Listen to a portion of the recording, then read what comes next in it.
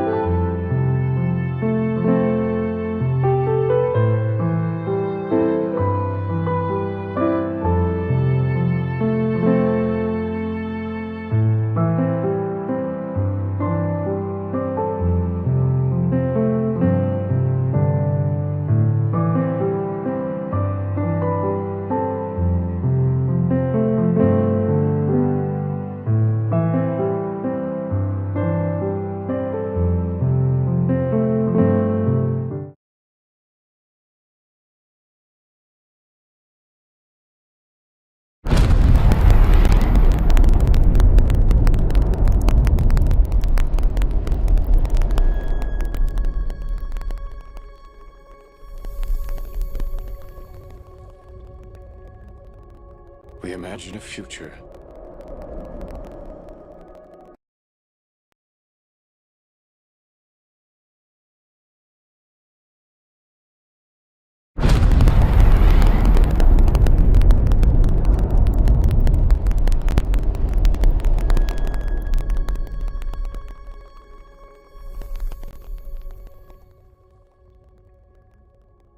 We imagine a future.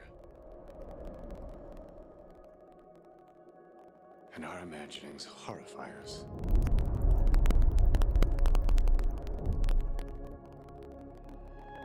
They won't fear it until they understand it.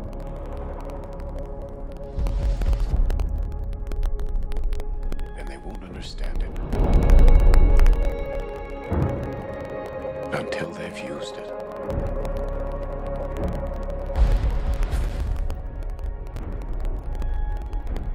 Theory will take you only so far.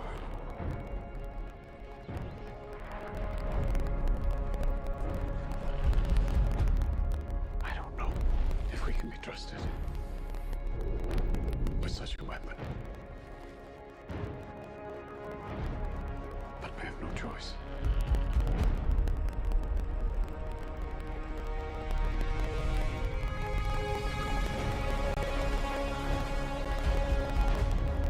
Is anyone?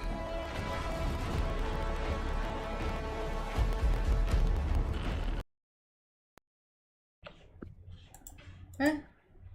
Hi. We're live. We're live. We're live. Oh, the chat box is not showing up. Rip. We can see Rip. the chat. We No can one see else you in the guys, future but will be able to see the unfortunately- chat. Yeah, I'll have Steven fix that next time. Well, welcome back, watchers. I'm Kelly Appel. I'm Katie Saressa, and I am become man, the destroyer of worlds. Oh, I'm become death, the destroyer of worlds. I butchered the quote right at the top. Man, is death, accurate, it's basically the actually. same. Yeah, it's the same. So, you know. We got but Kyle, yeah. we got Rio, we got Jade. What up? What did Kyle say? What about watching inclusively and instead of talking out loud, you did sign? Okay, sure. We'll just learn sign language. Yeah. Kyle. No probs. We have captions when the video posts later. There's captions and stuff, so you know. I am becoming. But yeah, so this week we're doing the start of our Cold War series that we chose kind of as a bit, I guess. We were like, let's do Oppenheimer, and then we said, you good, Kelly? Oh, it looks like the chat is populating, but what's interesting, I'm sorry, I was listening, but no, you're good. Someone said my dog just dropped a nuke, but it didn't show up in the other chat. Oh, there was a delay. It's now in there. Oh, okay. So yeah, it'll get there. But yeah, our Cold War series is Oppenheimer, Godzilla, Doctor Strangelove, and then we were going to end it with Rocky 4, but I really like Death of Stalin, so we're adding on Death of Stalin. So, yeah. Have you seen, and I know that we're going to get to Rocky eventually, but have you seen the Rocky movies at all? No. Me neither. So I'm like, and at this point, I refuse to watch any of the others other than Rocky 4 for the podcast. We only need to watch Rocky 4 for the podcast because he defeats Russia, and that's all I need to know. Exactly. I grew up in a Schwarzenegger household, so we didn't watch Stallone films. So I didn't even watch Rambo until I was like 18. Yeah, we watched, I think my parents were both just like non-discriminating white parents, not discriminating against white men with heavy accents. But I think that I purposefully got bored and left the room whenever Rocky or the Terminator were on. So I've never seen any of it. Know the references, never seen any of it. Couldn't care. You've never seen Terminator? Not all the way through, no. Uh-oh. Are we breaking up? My brother in Christ. They're about to have Terminator 2 in theater in the end of August for the re-release because it's been 35 years. You don't even need to watch Terminator 1 necessarily. I mean, for the context, I guess. But Terminator 2 is so fucking good. Like, it's one of those few times where a sequel is better than the first movie. Mm-hmm. I'll watch Terminator 2. I'm just refusing to watch any Rocky movie, but Rocky 4 now because I'm committed to the bit now of not watching any other Rocky movies. That's fair. But today we're doing the 2023 Oscar sweeper, Oppenheimer. Obviously, everyone knows it as what pop culture icon for the Barbenheimer duo. You did not watch Oppenheimer in theaters? No. Yeah. Your first time was for this? Yeah, and I finished it like 10 minutes before I hopped on. Yeah, so it's fresh in your mind. Mm-hmm. And I rewatched it this morning. I did the whole Barbenheimer thing. I think opening weekend or the weekend after it opened, we did the whole like Oppenheimer in the morning, brunch and drinks, and then Barbie. And that was a miserable day just because like I think I had like 3 hours of sleep and then just like steamrolling a bunch of movies like that. It made me hate Barbie the first time I watched it, but I loved Oppenheimer the first time I watched it. Oppenheimer's quite long. It's a long movie. So to watch that on 3 hours of sleep is it's a thing in itself. And then to like go to brunch with someone that annoys you, because that's what I did at the time. I was like, didn't set me up to enjoy Barbie, basically. What if who was good looking, Riordan? Are you saying Cillian Murphy's not good looking? Because I was just telling Steven that a lot of women find him very handsome. Mm-hmm. He's, getting older and it's, he's aging, so some people get less attractive as they age, but I would say Cillian Murphy was a handsome man in his prime. I thought he looked handsome in Red Eye. Yeah. Even though he's and he wasn't bad looking in what was it, Watching the Detectives, the movie that we wasn't. It was just such a ditched. bad movie. It was just a bad movie, but he was good. And he was good looking in like the first seasons of Peaky Blinders, I thought. So I never watched it. Yeah. So. Justice for Cillian Murphy and his Yeah. blue-eye alien face. But yeah. So this movie was directed, it was written as an adaptation of the novel, or not a novel, but like historical, was it biography or whatever, called American Prometheus, about Oppenheimer, adapted by Christopher Nolan and directed by Christopher Nolan. Yeah, George, that is a good point that Cillian Murphy's body in Oppenheimer is not great. It's not a great look. In it? Oh, that's right. Yeah, when he's sitting in the chair, it was just sickly Victorian boy. Yeah, it was not a good look, not a good concave chest. Yeah, a little bit.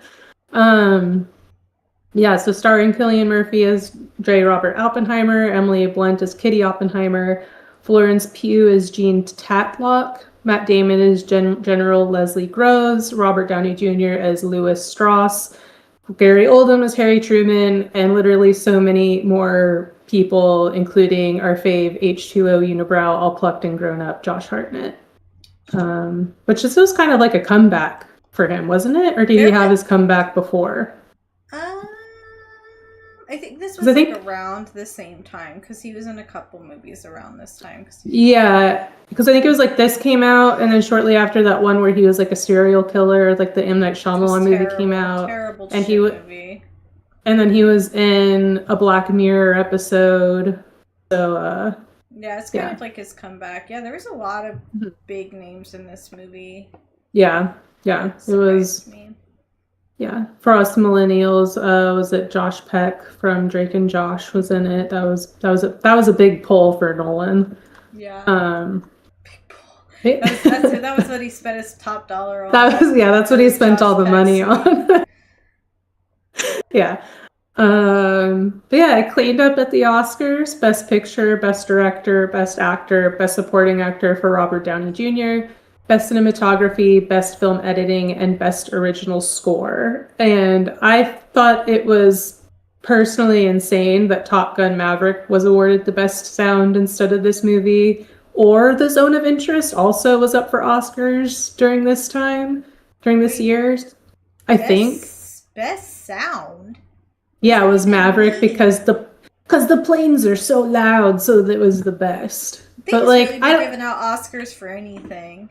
Well, like best sound could be like best sound design, because like the way they used like the crackling of the the whatever the fuck it is. I'm not a science guy. The crackling of the bomb, the crackling of the fission, the atoms as they're like da, da, da, da, like that was really good. That was really good.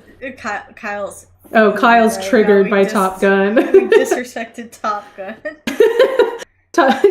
Wait, is it like? And then he just hit us with the actually, it had very unrealistic sounds. So then it shouldn't have won. I can't get a read. I thought Kyle was traumatized by Top Gun because he was forced to watch it so many times. Kyle loves Top Gun. Kyle loves Top Gun. That's right. He's why it's on our list. That's right. Kyle. Top Gun is on our list. But Kyle, Top Gun Maverick as good as original Top Gun? Put it in the chat. What are your thoughts? Should it have won an Oscar? Anyway, so this movie is, I wrote the plot summary. It's 3 hours long. This is the summary we have. A man works with his ragtag group of buddies to create the atomic bomb that essentially changes the trajectory of humanity. It's all about the hubris of man and how people in power are fucked up. Period. And now we can just... Maverick is better than Top Gun? Good news to me. Is this my dad? Is this my dad? Some boomers infiltrating Kyle. My dad's boomer, like a burner YouTube account. All right. Well, let's get into. There's so much to tackle with this movie. I think if we tried to do a linear analysis just with what happens in the movie will be here forever. So, I guess, like, what were your, you just finished it. What were the things that really, like, lingered for you with it? Like, what are the things that stood out to you that you really liked? Well, what's standing out to me right now is that Kyle just said Top Gun is a 1970s film. So I just need to quickly bring him back to Kyle. It came out in the 80s, my brother. 80s. Hardcore 80s film. And yes, it is super homoerotic. Yes. But back to Top... no, I almost said back to Top Gun. This is actually our Top Gun episode. Back to Oppenheimer. I will be honest that I didn't think I was gonna like it because I'm not super into like historical films typically. And it's very long, so I was very put off by that. But I like when I finished it, I was like, oh, I actually really like want to rewatch this like properly on the TV, not on my cell phone at work. Yeah, that's a hard one for your cell phone. Yeah. And did you only have like one earbud in too, so you could like hear what's going on? Yeah. People could bug me all day. But I actually thought it was really good. I was telling Steven that I really enjoyed the scene when after they dropped the bombs and he's like it's like that class or whatever of people that he's talking to, all those people in the room that he's talking to. And he's like telling them how great of a success it was, and he's like saying that, oh, if only we had this sooner so we could have dropped it on the Germans. But you very clearly like see him disassociating, and they capture that really well with like having the camera kind of shake and like kind of have the sound around him get muffled. And I thought that was such a powerful scene because it really just like it's such a tough it must be such a challenging thing to be part of the team and the face of that team who created such a fucking disastrous, like absolutely tremendously powerful weapon of mass destruction. Yeah. Like and I do know that like they did testing and stuff, but there was really no way to fully comprehend the gravity of what was good, because it's like, as they said during those hearings towards the end, it's like, 110,000 people died as a direct result of the bombs dropping, but then there was like another 140,000 that died like after. But I'm like, you can't really measure the total volume of lives lost as a result of that, because it was just there's just no way. And then here we are 80 years later, and we're still have this like lingering threat of people wanting to utilize nuclear weapons, which like he has that great scene with Einstein where he's like, remember how we did this calculation and we thought this would like start a chain of events that would destroy the world. He's like, I think it did, because it's kind of like they could never measure, because it must be challenging as a scientist, which I'm not, so I can't fully understand, but it must be this like kind of duality of like you really want to push yourself and try to like create these new things and develop these new things, but you kind of miss the bigger picture of like the repercussions of that because you're so inundated on the creation itself. In a very similar way you can like reference back to like Frankenstein, where it's like he's so wrapped up in his ability to create a modern day Prometheus that he doesn't really comprehend the gravity of what he makes until after it's done, which is very poignant that they would name like or call him like the American Prometheus or something like that. Because it's literally the exact same thing. Yes, I did put in our notes just the Prometheus myth, just for context. But Prometheus is a titan from Greek mythology, known as the champion of man. He defied Zeus and the Olympian gods by stealing fire and giving it to humanity, which enabled the birth of technology and civilization. And as punishment, Zeus changed him to a rock where an eagle ate his liver every day, which would then regenerate every night. Yeah, and so it is so true, because Oppenheimer, created this, but he's also like a victim of his own creation, because it's like, even if he fully understood the gravity of how bad it was, at the end of the day, the American military industrial complex owned it. So it's like they were going to do what they wanted to do with it. Yeah, I mean, that's like when he had his meeting with Truman, he said, "Mr. President, I feel I have blood on my hands." And Truman said, "You think anyone in Hiroshima," or Truman said, "Nagasaki gives a shit." Yeah, gives a shit who built the bomb. They care about who dropped it. I did. Hiroshima doesn't give a shit about you. Don't let that crybaby back in here. And it is tough because from a like modern American perspective, we really capture, like, whenever we discuss World War II, we capture what the Germans did, and we capture the fact the Japanese bombed Pearl Harbor. But we do not capture the devastating war crimes that Japan was doing, which very arguably, I would argue, what Japan was doing to China was crazy. Worse than what Germany was doing. They were doing egregious things that have kind of gotten to be swept under the rug because we dropped the bombs on them. So that's like our way of kind of, I think it's our way of kind of, and it's allowed Japan to rewrite their history, because there's this kind of like blank spot now where they got to completely rebuild, and now they just make cool anime. which we love, and we appreciate. But it's also gotten a way to turn a blind eye to the devastation they caused, which I'm not saying it justifies the mean. It doesn't justify what we did, but at the same time, do we get to overlook the devastating actions and atrocities that they did just because it was counteracted with another devastating atrocity? Like, I don't know. It's very complicated. History is very complicated. It's also partly probably because Japan's like, you know, we rely on them a lot now and stuff. We helped them rebuild because we felt very devastated by what we did, and then to try to do some sort of retribution for that, we helped them rebuild their culture, which is why American culture is so inundated in their culture now. Yeah, that makes a lot of sense. But that's my whole speech. What was your opinion on it? 'Cause that's really all I can say about this movie, because it was so dense and I don't think I processed like enough about it. Yeah.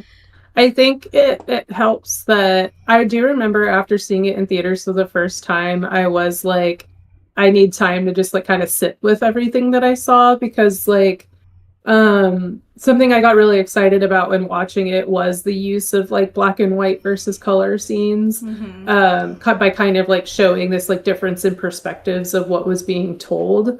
And I'm very like, a lot of my like specialty in graduate school was do like historiographical fiction, and like specifically so like for me, this film itself is kind of historiographical work, where historiography like demonstrates how history is written. History is the events that happened in the past, whereas historiography is the study of how events have been recorded and then interpreted. And so I think like that kind of goes into that whole idea of like the master narrative. History is written by the winners of wars and stuff like that. And so I felt like what I loved so much was how the black and white scenes kind of showed this like narrative that was being constructed by politicians as this like master narrative for like what actually happened and Oppenheimer's role and all this sort of stuff. Whereas the color scenes, it's not that they represented the actual truth, it's just that they represented Oppenheimer's perspective that might have been like repressed in the master narrative as this was like the McCarthy era, and anyone that had affiliations with communism were like, you know, pushed out to the sidelines and vilified and everything. And especially during that time period, I mean. Yeah. And it's like these color scenes represents like his subjective experience, which is like what happens in history is all subjective, different perspectives that create what the truth of the event actually was. Like there are certain facts of like, you know, like World War II started on this date when this exact event happened, but the reality is kind of like what you were saying about Japan, like what Japan did to China is kind of brushed under the rug because that's not been included in the master narrative. But if we get the perspectives of the Chinese people that experienced it or have that in their history and they're able to share their perspective, it's not that Japan's experiences are now wholly invalid. It's that now we have a fuller picture of the actual event as it happened and truly existed. Yeah, and it's, sorry, that just made me think really quick,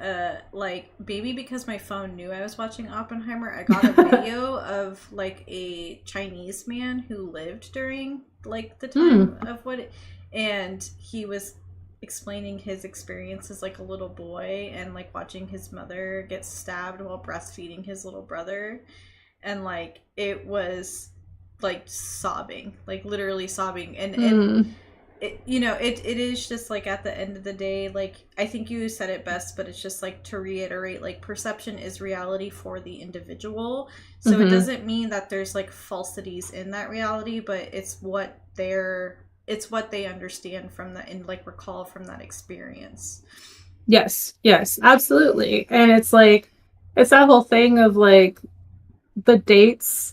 There are facts of history, but so much of what we actually study and what impacts us when we look at history are the perspectives, are the subjective experiences. And bias, like literal, like, you know, like, I mean, so much, I mean, World War II, from an American perspective, is just so, it's because we get to, like, pat ourselves on the back despite the nuclear warheads.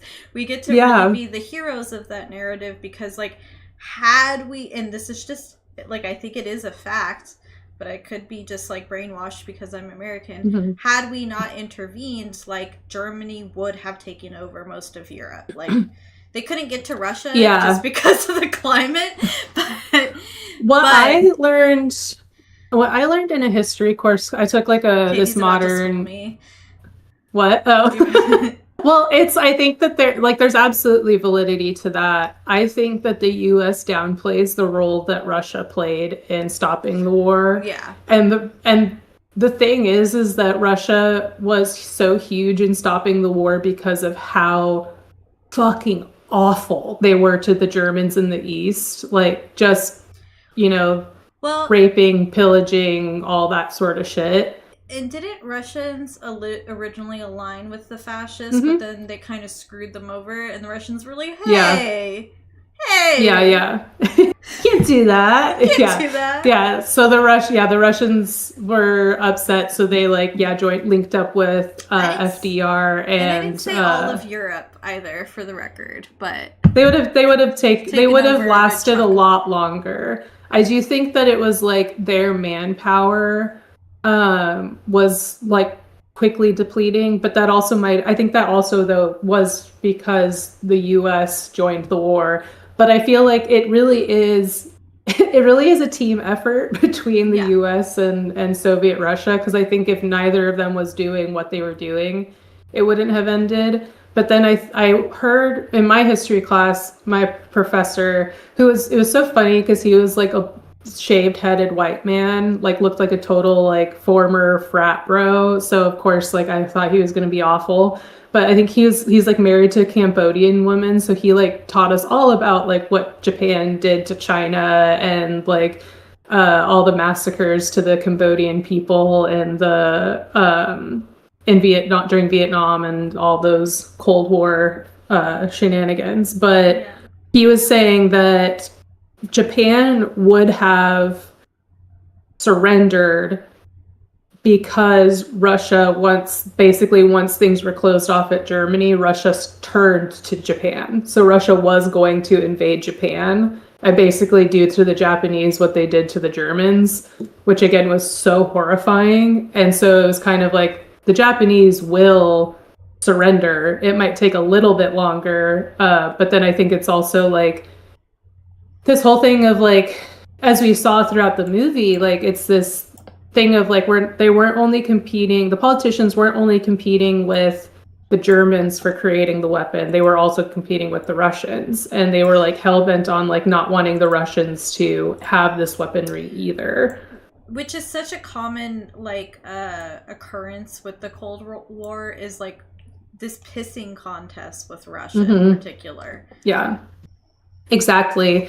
And it's so funny because I think that Oppenheimer at one point, let me find this, he said, so his whole thing, it almost feels like he's lying to himself, where he's saying like stuff like how he was very like a proponent of sharing information about the bomb with Russia as they were their allies during the war, because his whole idea, like he says something like well, first, like the other scientists, specifically Lily Hornig, who was I believe the only woman scientist working on, or physicist working on the Manhattan Project, because of her reproductive system was at risk. Exactly. But she said it is no longer Germany who is the greatest threat to mankind. It is our work, in that like time between Hitler killing himself and dropping the bomb on Japan. And I think before they actually even fully tested the weapon, like a lot of the scientists, as we saw, were starting to have like issue with them even creating this bomb, this thing that they like were so excited about. And but Oppenheimer says they won't fear it until they understand it, and they won't understand it until they've used it. When the world learns the terrible secret of Los Alamos, our work here will ensure a peace mankind has never known, a peace based on the international cooperation that Roosevelt always envisaged.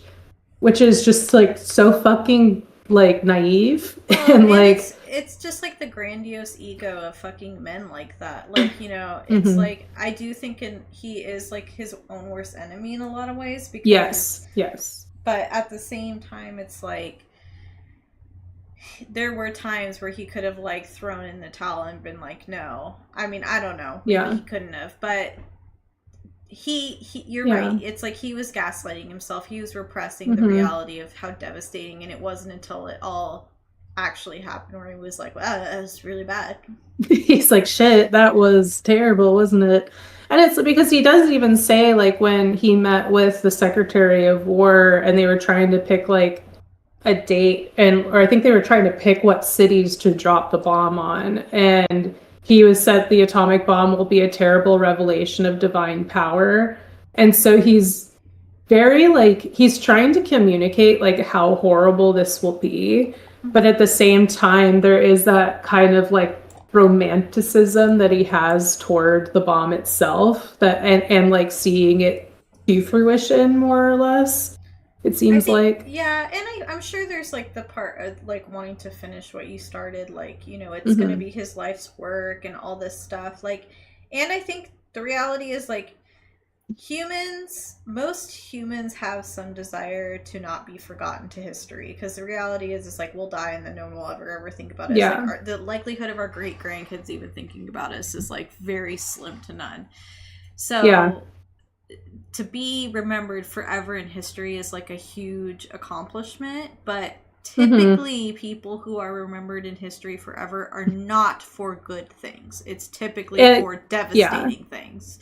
And we see as we get into this, like, you know, era that we're in now, where you're able to do so much more research and you're able to get so many other perspectives and views, and this idea of like, I think there's a branch of critical analysis called, I think, New Historicism, that is all about specifically undoing master narratives. And it's pretty new, like, relatively. So it's like there's such a like a mission on kind of getting into all the nooks and crannies of history and like turning over the dirty parts that people try to hide. And so it is kind of like, if it's like, if you are in a position of power, it's like not possible to be a good person fully. No. And I think like Strauss actually says, amateurs seek the sun, get eaten, power stays in the shadows. And I think this is, one, speaks to that idea about how like anyone in a position of power has to do like shady, fucked up shit. But then also like this idea of how Oppenheimer, it's like how his journey kind of started as this like hopeful scientist that like sees atoms and the world is in color and like particles are music and all this sort of shit. And then he gets this word of the Manhattan Project, and how cool and exciting is it to be a part of creating this thing that is like all of their lives' work is going toward. And then as soon as they are like able to do it, it's now like, oh fuck, like the reality of what this actually means starts to hit. Before it was all theory, which he says multiple times, like we're only theorists. There's only so much you can know by theory until you put it into practice. And it is like kind of a very like what Icarus kind of story of like flying too close to the sun. Yeah, it even makes me think of the Ozymandias poem. Yeah, definitely. And so I think it's just look it up. Banger of a poem. Banger. But yeah, I think that like we even see that shift. Kelly's dying, guys. Hold on. We gotta make sure she's okay. Okay. I'm okay. I just choked on water. Steven, are you okay?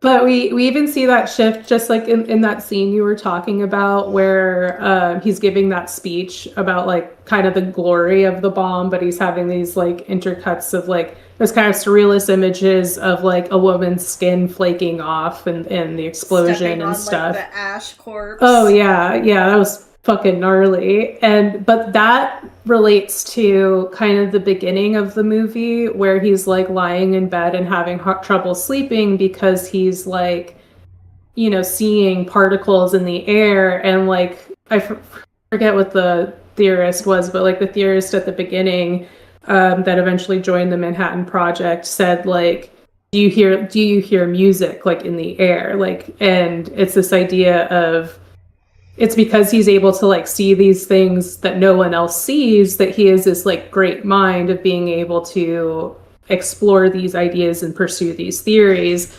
But those kind of exciting things of like colors and music and like almost like sparkling in the air that we saw early in the movie now becomes like these vibrations and rumblings and flashing lights and peeling skin and fucking ash bodies. Like it's no longer beautiful and fascinating and like, oh, the wonders of the world. It's now the horrors of man.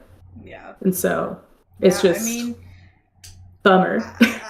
You know, like I'd probably kill myself if I made this film, I'm not even gonna lie. Because literally, like, people turned into fucking dust.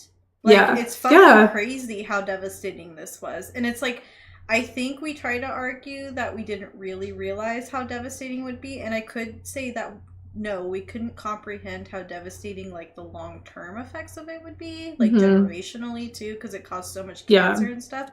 But I think we had kind of a general idea of, like, the devastation it would cause. Because when they were, like, dropping it in the desert, you know, like, test runs...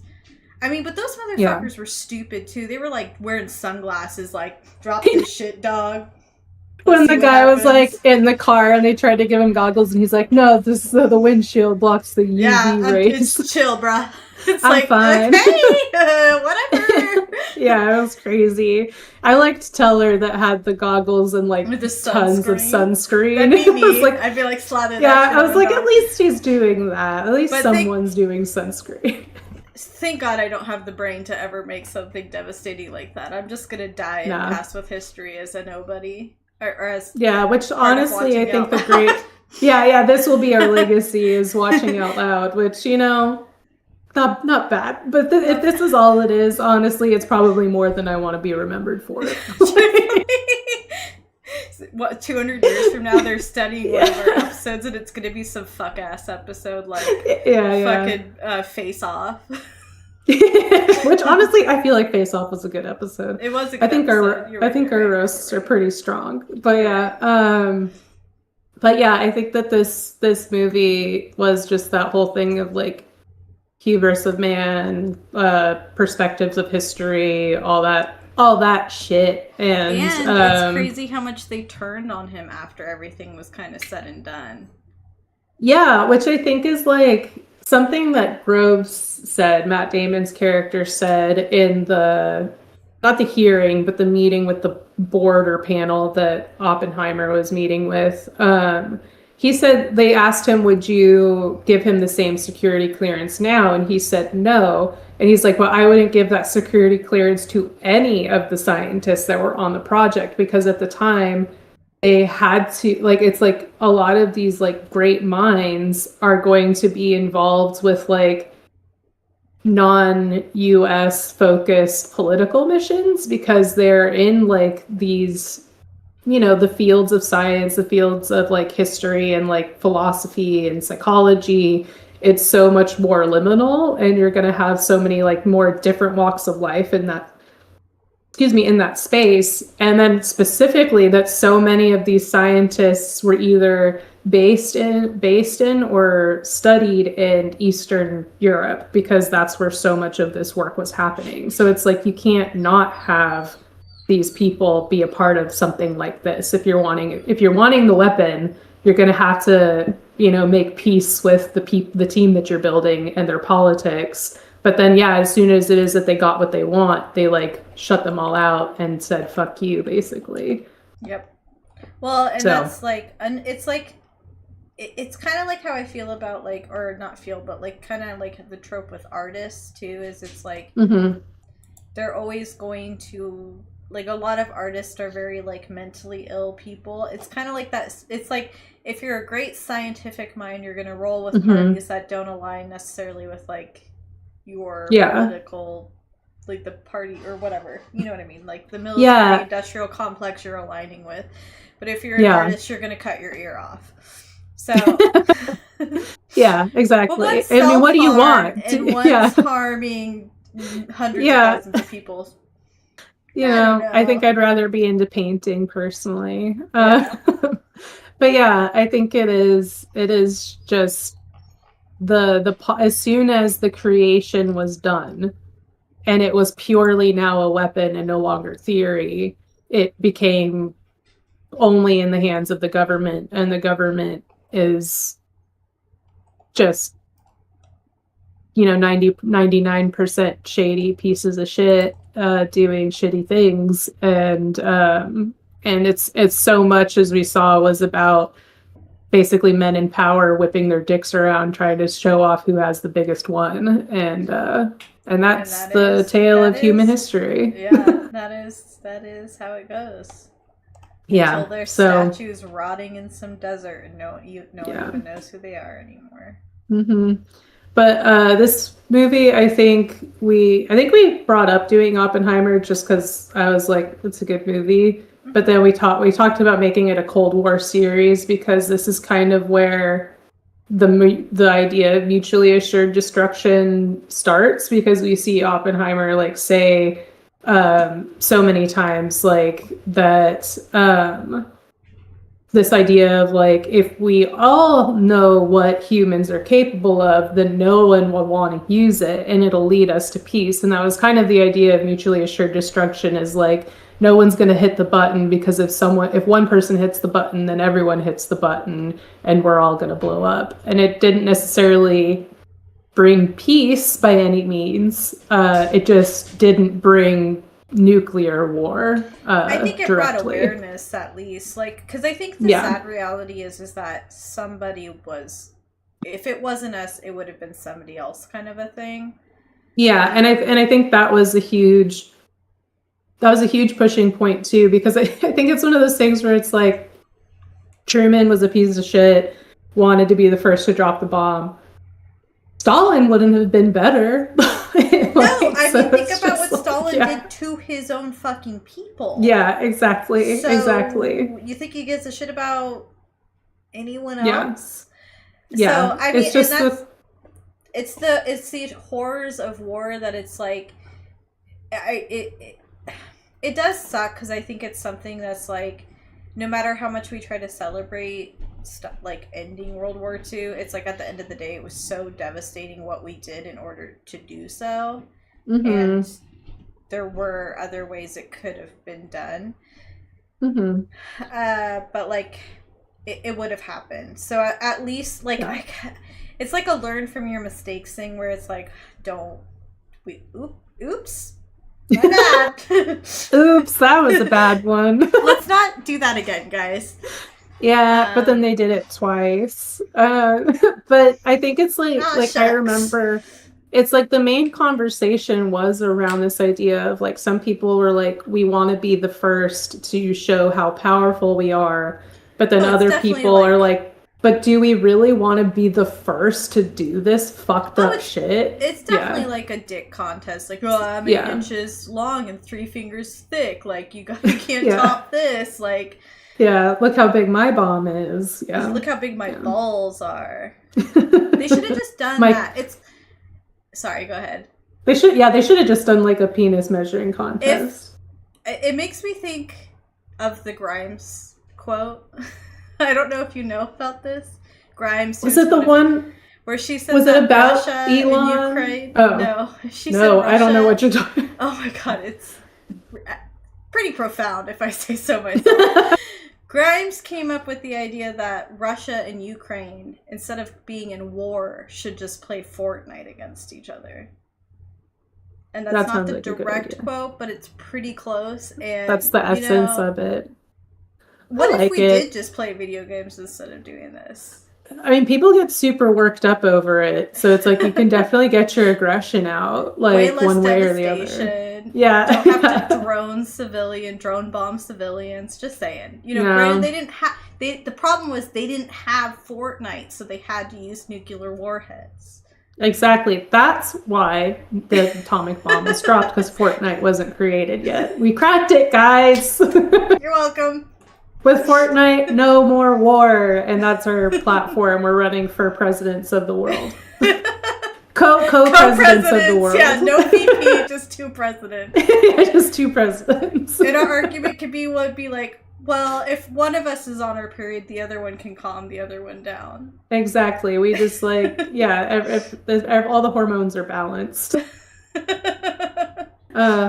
Yeah. So that's honestly only like a little bit of Oppenheimer. There's just so much to it. But I don't know. I like watching it. I took so many notes. I like texted you. I think I took 5 pages of notes while watching. And I was like, by no means will we talk about all of this, but I have to take these notes. And I think that what were you gonna say? Oh, sorry. No, go ahead. I was gonna say I think I want to like write something about it so I can like get it all out, and then I won't have to bother a bunch of people about it. Not bothering anyone. I know you really liked Kitty's character, and enough about Oppenheimer.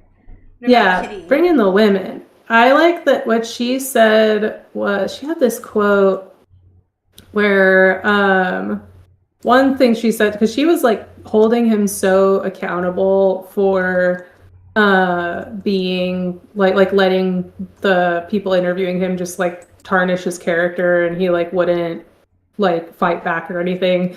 And she said, and then at the end of it all, she says, did you think if you let them tar and feather you that the world would forgive you? It won't. And that kind of calls back to another thing that she said to him when they were at Los Alamos, like long before the bomb was made. When he found out that Florence Pugh's character died or committed suicide, and he was like crying and all this stuff, Kitty said to him, you don't get to commit sin and then ask us all to feel sorry for you when there are consequences. And that is like such the like statement to Oppenheimer throughout this like entire experience, is like, you have to live with the guilt and like the consequences of what you did in creating this. Like, maybe there was some necessity to creating it, but regardless, there are consequences and you do have to live with that. And that is just kind of like a statement to kind of all of actors in human history. And And I felt like it was significant that she said that to him. Like, it was said about the affair, but it was said after that physicist Neil Bohl told Oppenheimer that it was his responsibility to convince the politicians that this weapon won't change the war, but it will like change the world. And so it's like, this was kind of the start, I think, of people really drilling him of like, you have an ethical responsibility to mankind beyond just being a scientist creating this thing. Well, and I think that's such a good point to bring up, because it kind of reflects like how he wasn't really like dealing with his personal life much better than the way he was handling the ethical like issues of this project either. Yeah. I think it was interesting because I think that like Oppenheimer is obviously like the hero-ish of this film. It's like he's the namesake, yeah. But George kept saying, he was like, God, he's such a pice of shit. No, like, he kind of is. Yeah. Because I mean, even with Kitty, that started as an affair, and he only left. I forgot Florence Pugh's character's name. What's her name? Jean. He only left Jean. And granted, Jean was a little all over the place. But he only left Jean because Kitty got pregnant, and Kitty was married too. So I mean, a lot of it was quite messy. And then and it was like this. It's like he has this wife with severe postpartum depression, and then he drops his kid off on one of their friends. Yeah. And then he's still fucking Jean on the side. It's like, dude, you're like creating a weapon of fucking mass destruction. Like, maybe just like not prioritize where your dick is going. Like, just keep your dick in your pants for a little bit of time. Yeah, eyes on the prize, bud. Because he was even sleeping with one of the other scientists' wives and stuff. So yeah, right, he was blonde just lady. I forgot her name. Yeah. He was just fucking messy. He was such a slut. Ethical mess, this guy. Oppenheimer ethical mess. That's gonna be our book that comes out in contest with American Prometheus. But yeah, I think that I'm a big fan of these movies where it's like the hero of the film is actually like a terrible person, and we're just seeing like which is real life. Like most people aren't great, but nobody, Po Buddy's nerfect. Exactly, but some of those Po Buddies make atomic bombs, and that's a big problem. That's a little. It's a bit of a problem. I liked personally. Sorry, I was just gonna say I liked personally that Oppenheimer and Einstein were both bad at math. That made me feel better about yeah, that was myself. cute. Yeah, Einstein was super cute in this movie. He was like wholesome. He was like the Santa of the movie. Yeah, he just wanted to feed birds and be like, you're gonna ruin humanity, He's like, Oppie. I don't think you should do this, Oppie. You shouldn't do this, Oppie.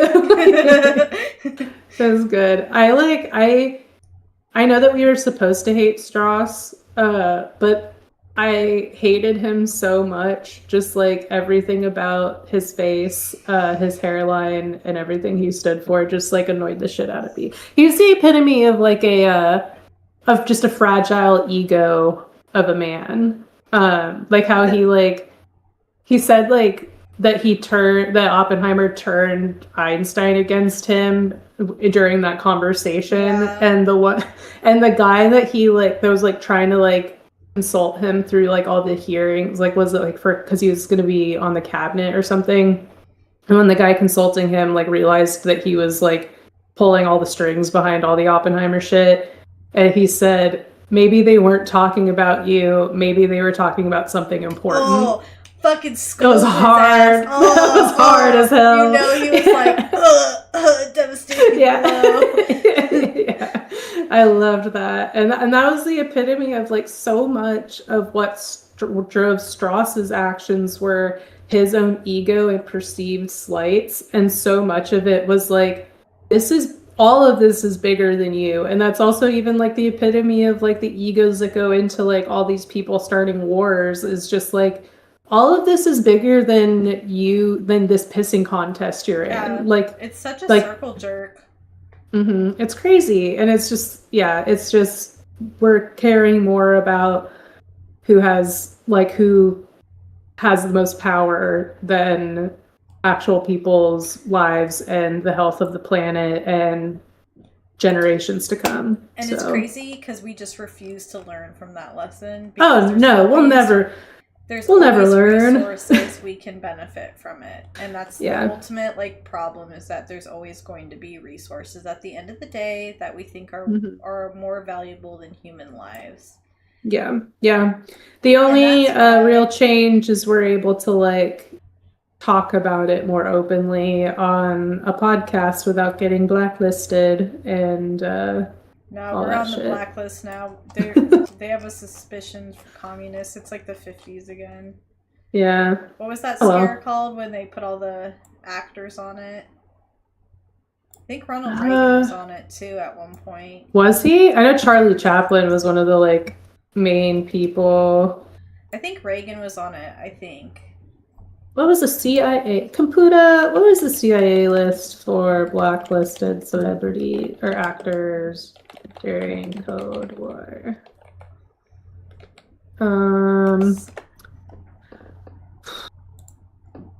Hollywood blacklist. That's just what it was called. They couldn't. Yeah, driven by the House Un-American Activities Committee and enforced by private movie studio executives to bar individuals suspected of communist sympathies. Orson Welles was on it purely because his movie was boring.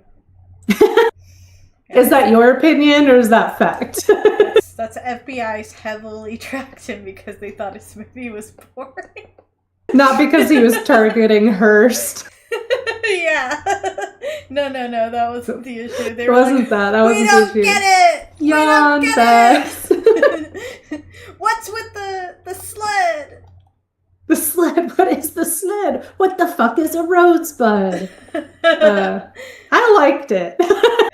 I'm I like that movie.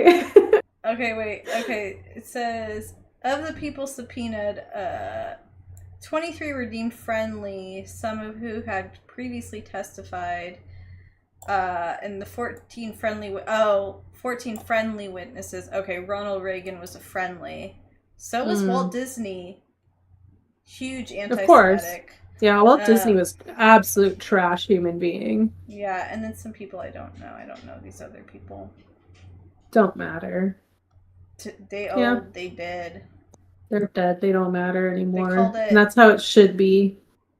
Listen, this quote goes kind of hard. I'm a witch hunter. If the witches are communists, I'm a red baiter. I would like to see them all back in Russia. God damn. Okay. Pop off, girl boss. Who said that? Adolf Menjo? I don't even know who this person is. Some guy. And Adolf. Unlike friendly witnesses, other leading Hollywood figures included Lucille Ball. Woo. Hell yeah. Betty Davis. These are unfriendly. So wasn't unfriendly? Yeah, was against what the government was doing, right?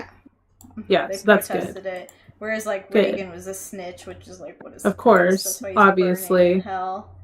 Mm-hmm. Sorry, I didn't mean to way deject, but it still all ties into the Cold War, guys. Just like our next film. And what you're talking about is the Cold War, and what we're talking about next time is the true aftermath of the atomic bomb. Godzilla. 1954. They didn't. Oppenheimer didn't think of Godzilla, huh? No, he didn't think about Godzilla. He should have, and he should have thought about Godzilla. A freaking dinosaur, ancient historic dinosaur, who comes back to life and freaking shoots radiation from his mouth or fire or something. I don't remember in this one exactly what he shoots out of his mouth, but it's devastating. Thanks, Oppenheimer. Thanks a lot, Oppie. Thanks, Oppie. But that'll at least be a fun way. Yeah. I think the next ones are lighter, a little lighter and shorter. Well, I mean, either way, Oppenheimer was a fantastic film. It's a great movie, you should really watch it. How long is Doctor Strangelove? Only an hour and a half. That's fine. That's not bad. And it's a war comedy. So yeah, it'll be. This is watching out loud does the Cold War.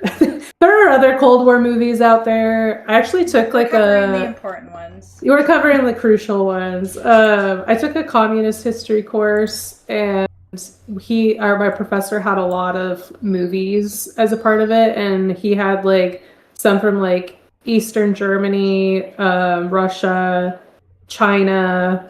What was it? Not Bulgaria.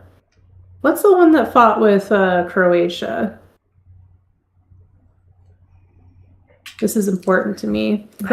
It wouldn't even have been Croatia yet. It would have been Yugoslavia still.